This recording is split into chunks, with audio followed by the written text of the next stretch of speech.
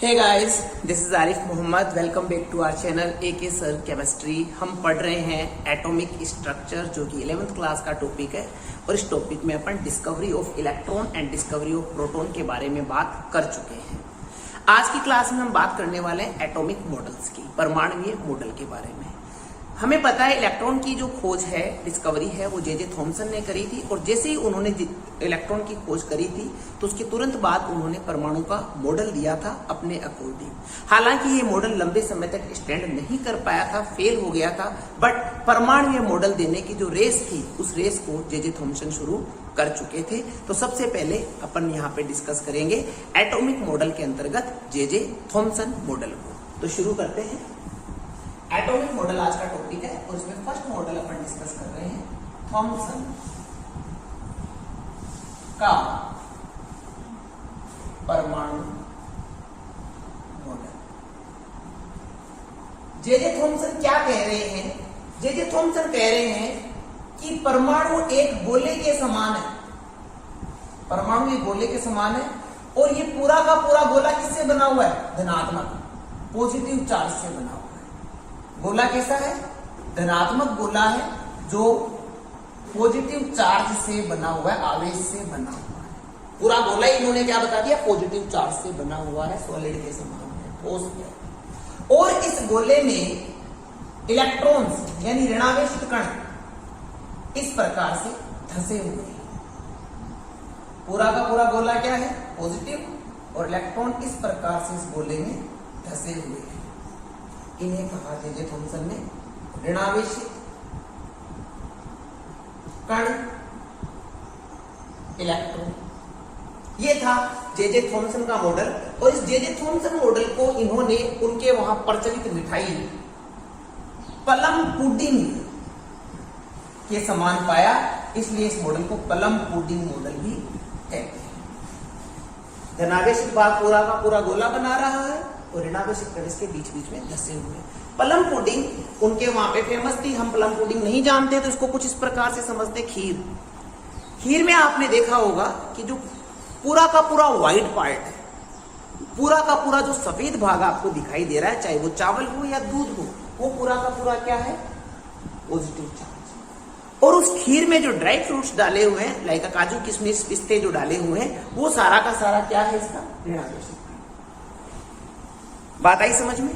नहीं आई तो चलिए एक और एग्जाम्पल लेते हैं। तरबूज, वाटरमेलन। वाटरमेलन को जब आपने काटा तो आपने देखा होगा पूरा अंदर से कैसा होता है? रेड पार्ट होता है, लाल भाग होता है। जो वाटरमेलन का, तरबूज का लाल भाग है, वो कौन सा भाग है? ऋणावेशित भाग। और उस वाटरमेलन में जो सीड्स हैं, बीज जो उसमें बीच बीच में धंसे हुए हैं, वो सारे के सारे क्या है? ऋणावेशित कण, इलेक्ट्रॉन। आगे बात समझ में? अभी भी नहीं है? चलिए लड्डू। लड्डू आप सबने देखा हुआ है। पूरा का पूरा लड्डू कैसे कलर का? येलो कलर की बूंदी से बना हुआ है। तो पूरा का पूरा जो पीला भाग है वो क्या है? धनावेशित भाग है। और उस लड्डू में जो इलायची के दाने हैं काले रंग के, वो इलायची के दाने क्या है? ऋणावेशित कण। तो इस प्रकार का मॉडल था जो थॉमसन के द्वारा दिया गया था। बट एक शुरुआत तो इन्होंने कर दी थी, बट ये मॉडल लंबे समय तक स्टैंड नहीं कर पाया। क्यों? क्योंकि फ्यूचर में जो एक्सपेरिमेंट किए गए थे, उन एक्सपेरिमेंट में इस मॉडल को उन एक्सपेरिमेंट के अकॉर्डिंग सही नहीं माना गया था। वहां पे ये रिजल्ट नहीं आ रहा था कि पूरा का पूरा ये ऋणावेश इस तरह से फैला हुआ, धनावेश इस तरह से फैला पड़ा है और ऋणावेशित कण यूं धंसे हुए हैं। ये यहाँ पे सही नहीं था। बट एक चीज इस मॉडल में सही थी, वो ये थी, इन्होंने भी कहा था कि ऋणावेशित भाग और धनावेशित भाग यानी परमाणु का धनावेश और ऋणावेश क्या है? समान है। यानी परमाणु विद्युत उदासीन है, न्यूट्रल है। ये था थॉमसन का परमाणु मॉडल, जो कि आपको मैंने यहाँ पे शो करा है। सिंपल सा मॉडल था। जो सबसे पहला मॉडल है वो है थॉमसन। इसके पश्चात जो नेक्स्ट मॉडल दिया गया था, जो बहुत ही महत्वपूर्ण मॉडल था, जिसने एक क्रांति ला दी थी, वह था रदरफोर्ड का। सेकंड मॉडल की बात करते हैं, रदरफोर्ड का परमाणु नाभिकीय मॉडल। रदरफोर्ड का परमाणु नाभिकीय मॉडल या नाभिकीय परमाणु मॉडल भी लिख सकते हो इसको। परमाणु नाभिकीय मॉडल या नाभिकीय परमाणु मॉडल। ये टर्म्स खुद ही बताऊंगा आपको मैं। नाभिकीय परमाणु, जो कि रदरफोर्ड एक रिच साइंटिस्ट है, रेडियो एक्टिव प्रोसेस पे उनका काम चल रहा है और उसी के चलते वो एक प्रयोग करते हैं, जिस प्रयोग को अपने यहाँ पे डिस्कस करने वाले हैं। रदरफोर्ड इस प्रयोग को करने में सक्षम थे क्योंकि वो एक रिच पर्सन थे, पैसे वाले थे, इसलिए उन्होंने इस एक्सपेरिमेंट को अंजाम दिया और एक बहुत ही महत्वपूर्ण जो खोज थी उसको सामने लेके आए। परमाणु के बारे में जो इंपॉर्टेंट इंफॉर्मेशन थी वो रदरफोर्ड यहाँ पे दे पाए। तो रदरफोर्ड ने क्या करा था, एक्सपेरिमेंट जो करा था, प्रयोग क्या था रदरफोर्ड का, एक्सपेरिमेंट। सबसे पहले अपन बात करते हैं रदरफोर्ड क्या प्रयोग कर रहे हैं, उसके बारे में बात करते हैं। रदरफोर्ड क्या कर रहे हैं, रदरफोर्ड सबसे पहले ले रहे हैं एक अल्फा कण स्रोत। रदरफोर्ड ने क्या लिया है, एक अल्फा कण या किरण स्रोत लिया। ये है रदरफोर्ड का अल्फा किरण स्रोत। अब इस अल्फा किरण स्रोत को समझें, प्रयोग की बात करें उससे पहले सबसे पहले अपन इस अल्फा कण की बात करते हैं कि अल्फा कण होता क्या है, किसे कहते हैं अल्फा कण। अल्फा कण को समझने के लिए यहाँ पे उदाहरण लेते हैं हीलियम का। हालांकि परमाणु की अपन पूरी की पूरी जो रिसर्च हुई थी उसको अपन यहाँ पे डिस्कस कर रहे हैं, बट 8th 9th 10th सब जगह आप लोगों ने ये जो परमाणु है, कुछ पर जो तत्व है बिगिनिंग के, उनके बारे में सबने स्टडी कर रखी है, क्या क्या इनमें प्रेजेंट होता है सबको पता होता है। तो हम यहाँ पे हीलियम का एग्जाम्पल ले रहे हैं। हीलियम का एटॉमिक नंबर 2 है। इसके परमाणु की अगर बात करें तो इसके परमाणु में 2 प्रोटॉन है और 2 ही इलेक्ट्रॉन है। अगर हीलियम में से इन दोनों इलेक्ट्रॉन को निकाल दिया जाए, अगर हीलियम में से दोनों इलेक्ट्रॉन को निकाल दिया जाए तो हीलियम में क्या बच जाएगा, केवल 2 प्रोटॉन बचेगा। हीलियम में से 2 इलेक्ट्रॉन तो क्या कर दिया आपने, निकाल दिए, तो बचे क्या, केवल 2 प्रोटॉन। यानी हीलियम पे कौन सा चार्ज आ गया, पॉजिटिव चार्ज। और इस हीलियम को लिख सकते हैं अपन He2, द्विधनावेशित हीलियम, द्विधनावेशित हीलियम, और इसी को आप मान सकते हैं अल्फा। द्विधनावेशित हीलियम को आप क्या मान सकते हो, अल्फा कण। यानी यहाँ पे एक चीज आपके समझ में आ जानी चाहिए कि अल्फा कण पे चार्ज कौन सा है, अल्फा कण पे पॉजिटिव चार्ज है। यानी इस सोर्स से जो किरणें निकलेगी, कण निकलेंगे, उनपे चार्ज कौन सा है, आवेश कौन सा है, पॉजिटिव है। ठीक है, ओके।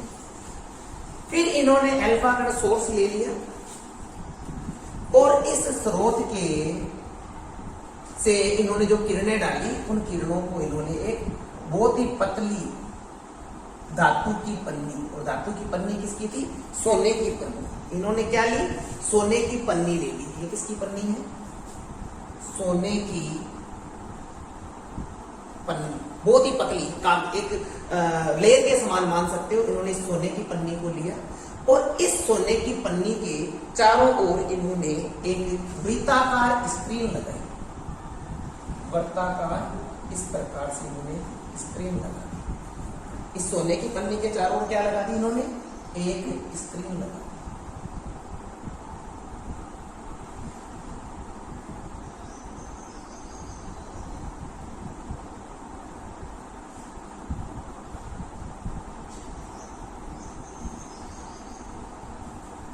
ठीक है, ये स्क्रीन किसकी थी, स्फुरदीप्ति पदार्थ, स्फुरदीप्ति पदार्थ से लेपित। स्फुरदीप्ति पदार्थ क्या ले सकते हैं, ZnS।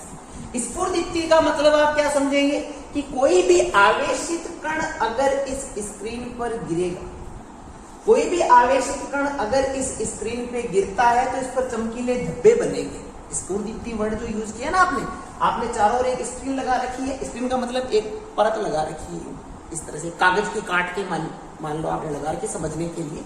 और इस पे कैसा पदार्थ लेपा हुआ है, स्फुरदीप्ति पदार्थ। स्फुरदीप्ति क्या है, कोई आवेशित कण जब इस स्क्रीन पर गिरेगा तो इस पर चमकीले धब्बे बनेंगे। इसके लिए जिंक सल्फाइड का इस पे लेप करा हुआ है। ठीक है, जब अल्फा कण इस पर दागे गए इस प्रकार से, इस सोने की पन्नी पे अल्फा कण इन्होंने दागे, तो जब इन्होंने अल्फा कण दागे तो इन्होंने क्या पाया, अल्फा कण जब इन्होंने यहां पे दागे तो इन्होंने ऑब्जर्व क्या किया, अधिकांश अल्फा कण सीधे निकल गए थे, यानी पन्नी के आर पार निकल गए। अधिकांश अल्फा कण पन्नी के आर पार निकल गए थे, सीधे निकल गए थे, इनमें किसी भी प्रकार का डेविएशन विक्षेपण नहीं हुआ था, यानी जिस पथ पे इनको दागा गया था उसी पथ पे ये सीधे निकल गए थे। सीधे निकल के पता कैसे चले, चमकीले धब्बे बने, यहाँ पे चमकीले धब्बे बने तो पता चल गया अल्फा कण सीधा निकल गया, पन्नी रोक ही नहीं पाई अल्फा कण, सीधे अल्फा कण जा रहे हैं, यहाँ पे चमकीले धब्बे बने। लगभग कितने 99.9% अल्फा कण सीधे निकल गए। अब 99.9 का मतलब ये नहीं कि 100 अल्फा कण लिए थे 99.2 सीधे निकले, 0.1 बचा तो 0.1 कैसे बचेगा, ऐसा नहीं है। इन्होंने करोड़ों की तादाद में अल्फा कण लिए थे, उन पे ये बात कर रहे हैं, रिसर्च कर रहे हैं, एक्सपेरिमेंट कर रहे हैं। तो जब ये सीधे निकल गए तो कितने 99.9%। कुछ कण, कुछ बहुत ही कम क्वांटिटी में अल्फा कण छोटे कोणों पर विक्षेपित हुए, बहुत ही कम अल्फा कण क्या हुआ, यहां पे छोटे कोणों पर विक्षेपित हुए इस प्रकार से। सीधे जाने का क्या हुआ, इधर चला गया, इधर चला गया। और जो अनअपेक्षित घटना थी वो क्या थी, 20,000 अल्फा कण, 20,000 में से 20,000 अल्फा कणों में से एक अल्फा कण, कितने कण, 20,000 अल्फा कणों में से एक अल्फा कण उसी मार्ग पर लौट आया जिस मार्ग पर इसको दागा गया था। यानी ये तो अल्फा कण क्या हुए, ज्यादातर तो सीधे चले गए, कुछ छोटे कोणों से विक्षेपित हुए, और 20,000 में से एक अल्फा कण ऐसा था कि इसे जिस मार्ग पर दागा गया उसी मार्ग पर ये वापस आ गया। ये घटना रदरफोर्ड के लिए अनपेक्षित थी। उनको इस घटना को देखकर वो बहुत ज्यादा आश्चर्यचकित हुए कि एक पतली सी पन्नी ने ऐसा कैसे किया कि एक अल्फा कण उसी मार्ग पे लौट आया जिस मार्ग पर इसको दागा गया था। ये तो थी एक्सपेरिमेंट की बात। क्या क्या 3 घटनाएं हुई यहाँ पे, अल्फा कण स्रोत से सोने की पन्नी के ऊपर अल्फा कण दागे, 99.9% अल्फा कण सीधे निकल गए, कुछ अल्फा कण छोटे कोणों से विक्षेपित हुए, और एक अल्फा कण जिस पथ पर इसको दागा गया था उसी पथ पर वापस लौट आया। ये प्रयोग था। इस प्रयोग से इन्होंने ऑब्जर्वेशन क्या क्या किए, परीक्षण क्या क्या किए, उसके बारे में बात करते हैं। परीक्षण क्या थे इनके, ऑब्जर्वेशन क्या थे, ऑब्जर्वेशन, परीक्षण, क्या क्या परीक्षण इन्होंने इस प्रयोग से लिए। इन्होंने कहा, फर्स्ट ऑब्जर्वेशन क्या था कि अधिकांश कण सीधे निकल गए थे बिना किसी विक्षेपण के। ज्यादातर कण क्या थे, सीधे ही चले गए थे, उनमें किसी भी प्रकार का विक्षेपण नहीं हुआ था। तो इन्होंने कहा कि परमाणु का अधिकांश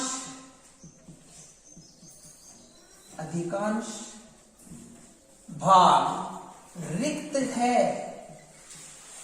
रिक्त होता है। परमाणु का अधिकांश भाग रिक्त होता है, और रिक्त होता है कैसे, भी खाली है तभी तो सीधे निकल गए ना, कोई रोकने वाला था ही नहीं उन कणों को।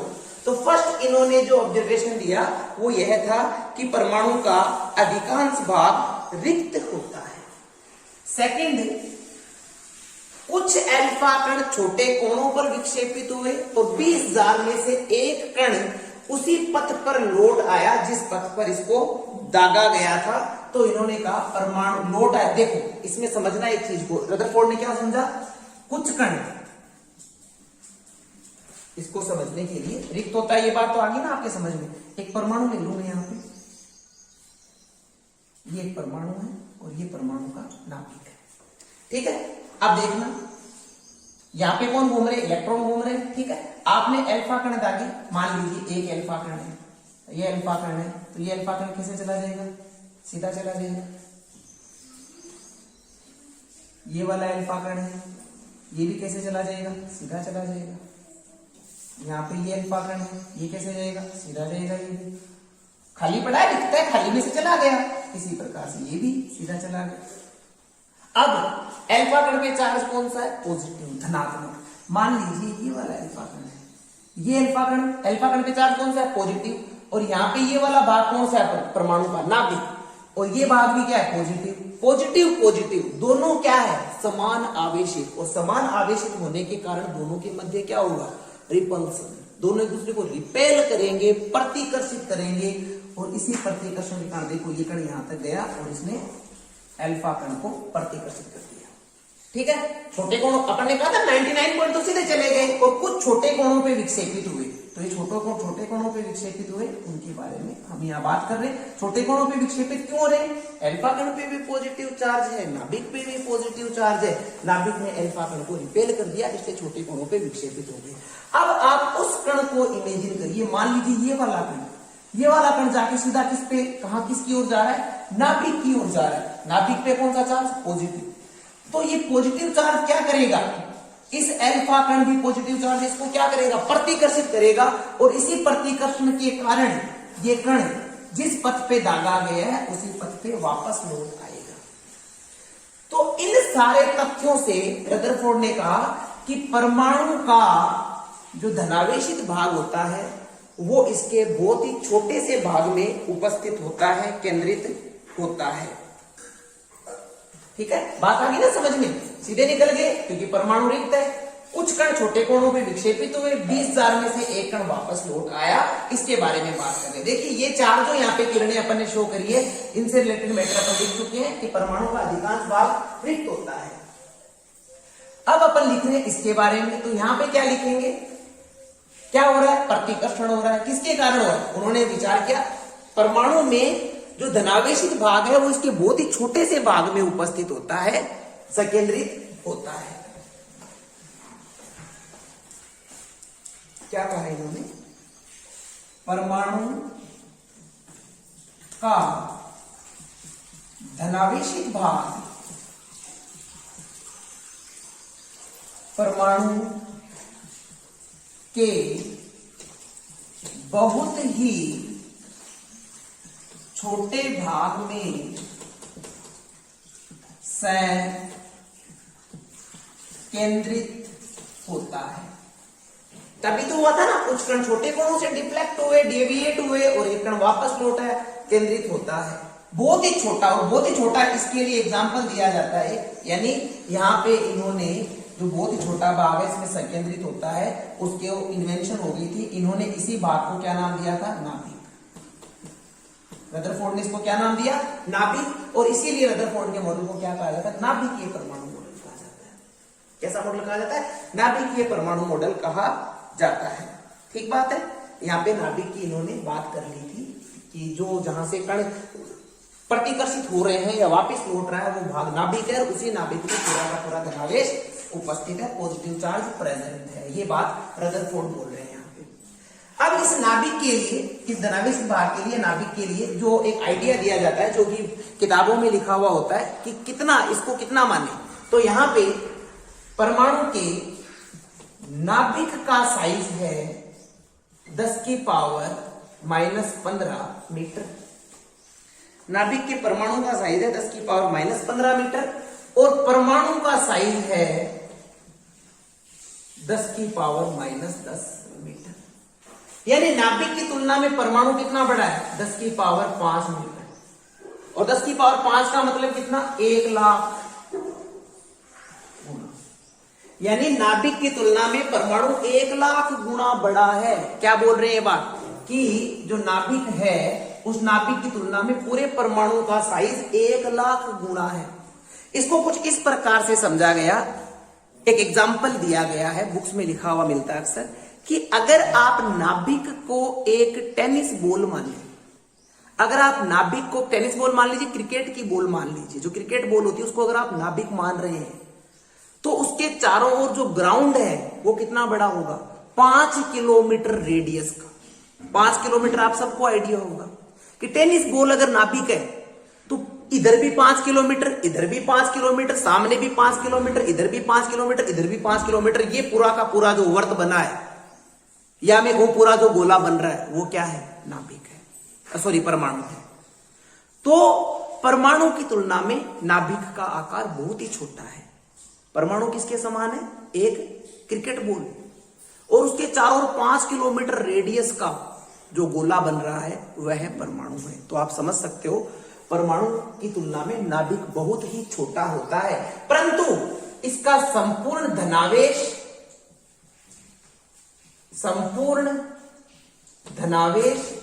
तथा संपूर्ण द्रव्यमान, संपूर्ण धनावेश और संपूर्ण द्रव्यमान इसी नाभिक में केंद्रित रहता है।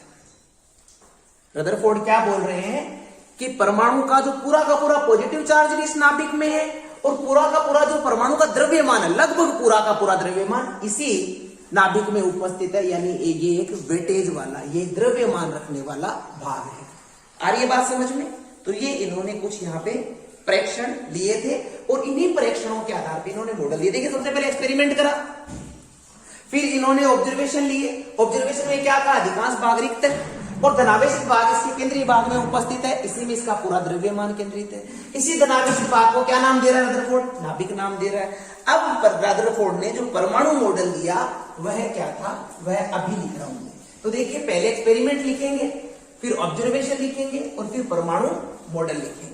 तो रदरफोर्ड ने परमाणु मॉडल क्या दिया वो देखिए।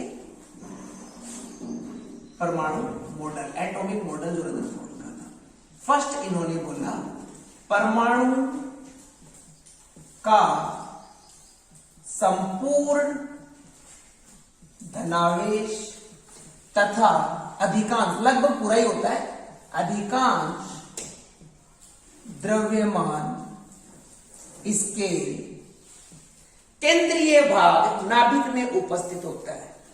इसके केंद्रीय, इसके बहुत ही छोटे आयतन में, इसके किसके? परमाणु के द्रव्यमान, परमाणु का संपूर्ण धनावेश तथा इसका अधिकांश द्रव्यमान परमाणु के, इसके किसी का कंफ्यूज होने की जरूरत नहीं है। परमाणु के बहुत ही छोटे आयतन में केंद्रित रहता है, जिसे नाभिक कहते हैं, जिसे नाभिक कहते हैं। पहला परमाणु मॉडल, जो परमाणु मॉडल जो दे रहा है रदरफोर्ड, उस परमाणु मॉडल का पहला अभिगृहित क्या है कि परमाणु का संपूर्ण धनावेश तथा अधिकांश द्रव्यमान परमाणु के बहुत ही छोटे आयतन में केंद्रित रहता है, जिसे नाभिक कहते हैं। दूसरा, परमाणु में इलेक्ट्रॉन नाभिक के चारों ओर वृत्ताकार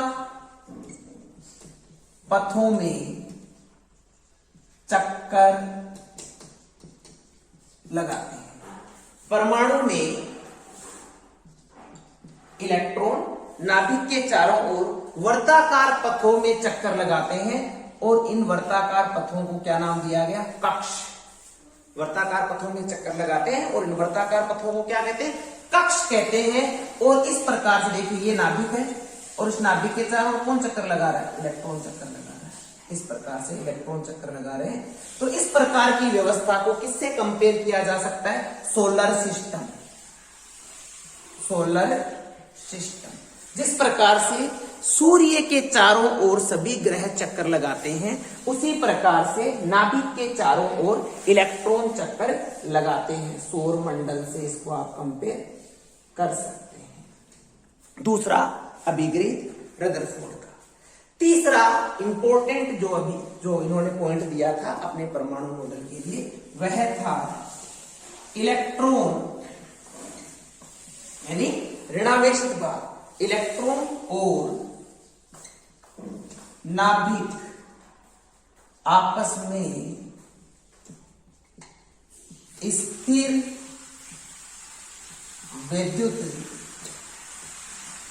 आकर्षण बल से बंधे होते हैं। इलेक्ट्रॉन और नाभिक आपस में स्थिर विद्युत आकर्षण बल से बंधे हुए होते हैं। क्यों? क्योंकि देखिए नाभिक पे कौन सा चार्ज है? पॉजिटिव। इलेक्ट्रॉन पे कौन सा चार्ज है? नेगेटिव। तो पॉजिटिव नेगेटिव ऑपोजिट चार्ज है, तो इनमें क्या होगा? अट्रैक्शन। तो ये आपस में इस स्थिर विद्युत आकर्षण बल से परस्पर बंधे हुए रहते हैं। ये बात कौन कह रहा है? रदरफोर्ड कह रहा है। तो ये 3 बिंदु थे इनके परमाणु मॉडल के। परमाणु का संपूर्ण धनावेश इसके बहुत ही छोटे भाग में केंद्रित रहता है, द्रव्यमान भी लगभग इसी में केंद्रित है। इसको नाम क्या दिया? नाभिक। इलेक्ट्रॉन इसके चारों ओर वर्ताकार पथों में चक्कर लगाते हैं। इस पथ को क्या नाम दिया? कक्ष। किससे कंपेयर कर सकते हैं? सोलर सिस्टम से। ऑपोजिट चार्ज के कारण ये दोनों आपस में कौन से बल से बंधे हुए रहते हैं? विद्युत आकर्षण, स्थिर विद्युत आकर्षण बल से बंधे हुए रहते हैं। ये था रदरफोर्ड का परमाणु मॉडल। ठीक है, अब इतने 3 पॉइंट है। ये 3 पॉइंट आप पोज करके इसका स्क्रीनशॉट ले लें या इसको राइट डाउन कर लें। देखिए नोट्स मेंटेन करने हैं आप लोगों ने। जो जो चीजें आपको क्लास में बताई जा रही है वो आपके पास राइट डाउन होनी चाहिए अपनी सेल्फ लैंग्वेज में। ठीक है, अब देखिए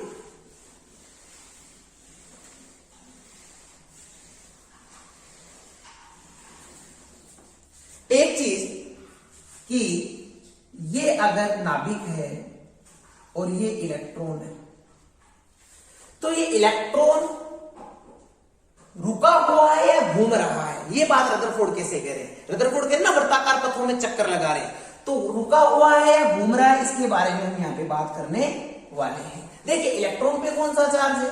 नेगेटिव। तो नेगेटिव चार्ज के कारण इलेक्ट्रॉन नाभिक की ओर क्या होगा? आकर्षित होगा। इलेक्ट्रॉन की ओर आकर्षित होगा, पर इलेक्ट्रॉन की ओर आकर्षित होगा, इस नाभिक की ओर आकर्षित होगा इलेक्ट्रॉन।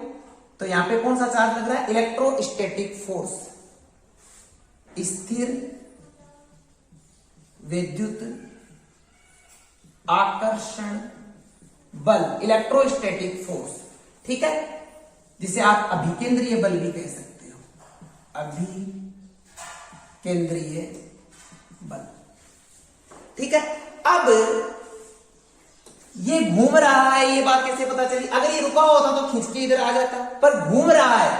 अगर ये घूम रहा है तो देखिए वर्ताकार पथ में घूम रहा है तो इसकी वेलोसिटी होगी। वर्ताकार पथ में घूम रहा है और वर्ताकार पथ में ये घूम रहा है तो इसकी दिशा में क्या हो रहा है? परिवर्तन हो रहा है। आप फिजिक्स में सदिश अदिश पढ़ेंगे तो वहां पे आप इस चीज को और अच्छे से समझ पाएंगे कि दिशा में परिवर्तन हो रहा है तो इसको क्या करें? वेलोसिटी। और दिशा में अगर परिवर्तन हो रहा है तो इस कण में क्या है? त्वरण, एक्सेलरेशन है।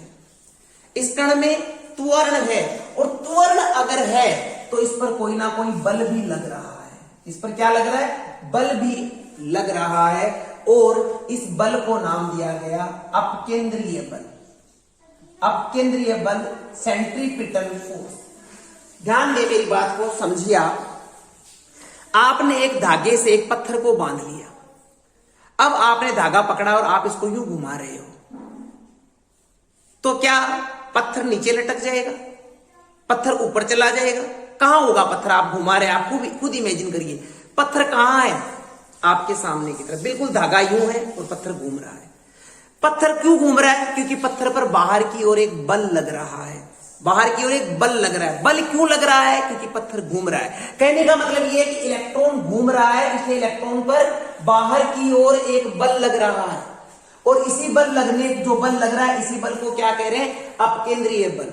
इसी अपकेंद्रीय और अभिकेंद्रीय बल के कारण इलेक्ट्रॉन नाभिक के चारों ओर लगातार घूमता रहता है। देखिए ये वाला बल किधर लग रहा है? बाहर की ओर। ये वाला बल किधर लग रहा है? अंदर की ओर। दोनों बल अगर समान हो, दोनों बल अगर समान हो तो क्या कण किसी एक तरफ जा पाएगा? नहीं जा पाएगा। अगर इम्बैलेंस है तो किसी एक तरफ चला जाएगा, यानी असंतुलित बल अगर लगेंगे तो एक तरफ चला जाएगा। बट यहां पे ये दोनों बल समान है। कौन से दोनों बल?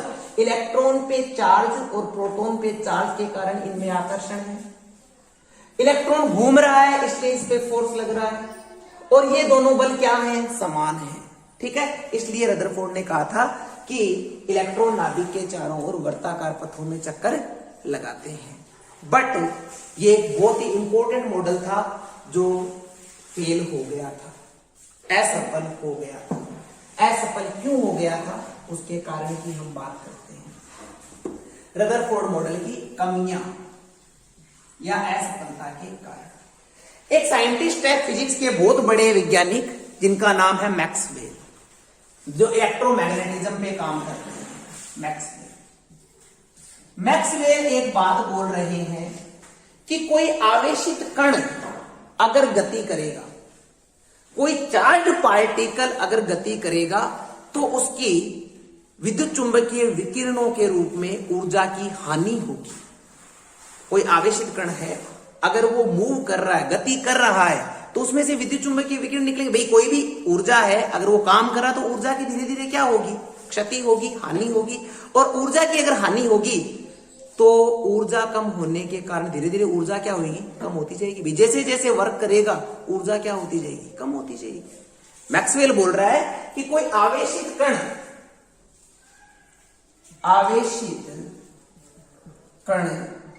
मैक्सवेल बात बता रहे हैं हमें ये कि कोई आवेशित कण यदि त्वरित गति कर रहा है, कैसी गति कर रहा है, त्वरित गति कर रहा है, तो उसकी त्वरित गति से क्या होगी, उसकी ऊर्जा में कमी आएगी।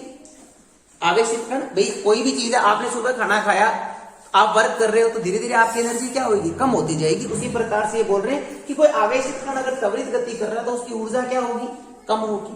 किसके रूप में, विद्युत चुंबकीय विकिरण के रूप में। बात करेंगे इनके बारे में आगे। विद्युत चुंबकीय विकिरण के रूप में उसकी ऊर्जा में कमी आएगी, ये बात ये कह रहे हैं। अब देखो, ये नाभिक है और ये इलेक्ट्रॉन है। अब इससे इसको मैच करते हैं। क्या इलेक्ट्रॉन पे चार्ज है, आवेशित कण है? क्या इलेक्ट्रॉन आवेशित कण है? बिल्कुल है। क्या इलेक्ट्रॉन त्वरित गति कर रहा है? बिल्कुल कर रहा है। त्वरित गति अगर कर रहा है तो इसकी ऊर्जा में क्या आएगी, कमी आएगी। और ऊर्जा में कमी आएगी तो इलेक्ट्रॉन धीरे धीरे क्या होगा, नाभिक के पास आता जाएगा और अंततः नाभिक के साथ में टक्कर कर लेगा, नाभिक में कूद जाएगा, नाभिक से टक्कर कर लेगा और परमाणु नष्ट हो जाएगा। बट ऐसा नहीं होता है, क्योंकि परमाणु स्थायी होता है। Atom is the stable. परमाणु स्थायी होता है, ऐसा नहीं होता है। तो मैक्सवेल सिद्धांत की व्याख्या करने में रदरफोर्ड असफल रहे, या अपन कहें पहली कमी, फर्स्ट कमी इसकी बताएं। फर्स्ट,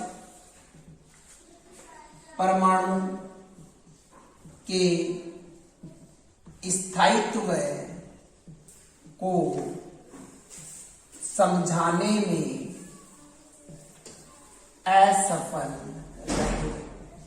रदरफोर्ड नहीं समझा पा रहे परमाणु का स्थायित्व। और सेकंड कमी थी इनकी, देखिए एक शब्द आता है स्पेक्ट्रम। स्पेक्ट्रम क्या होता है? स्पेक्ट्रम, जब अपन प्रिज्म में से एक श्वेत प्रकाश के पुंज को गुजारते हैं तो प्रिज्म में से निकलने पर श्वेत प्रकाश 7 रंगों में बंट जाता है, विबग्योर में बंट जाता है। हमने पढ़ी हुई है ये बात, विबग्योर में बंट जाता है। और उन्हीं 7 रंगों का बैंड क्या कहलाता है? स्पेक्ट्रम। वहां पे अलग अलग रंगों की रेखाएं बनती हैं, उसी को कहते हैं रेखीय स्पेक्ट्रम। तो इस रेखीय स्पेक्ट्रम, परमाणुओं के रेखीय स्पेक्ट्रम की व्याख्या करने में, स्पेक्ट्रम अपन डिटेल में पढ़ेंगे आगे, डोंट वरी, रेखीय स्पेक्ट्रम की व्याख्या करने में असफल। ये इनकी 2 कमियां थी और इन्हीं के कारण रदरफोर्ड मॉडल फेल हो जाता है। तो स्टूडेंट्स, इस क्लास में इतना ही। नोट्स मेंटेन करिए, सेल्फ लैंग्वेज में मेंटेन करिए। कोई भी प्रॉब्लम आती है मुझे बताइए। मिलेंगे अगली क्लास में, पढ़ते रहिए। Wish you all the best. Thank you very much.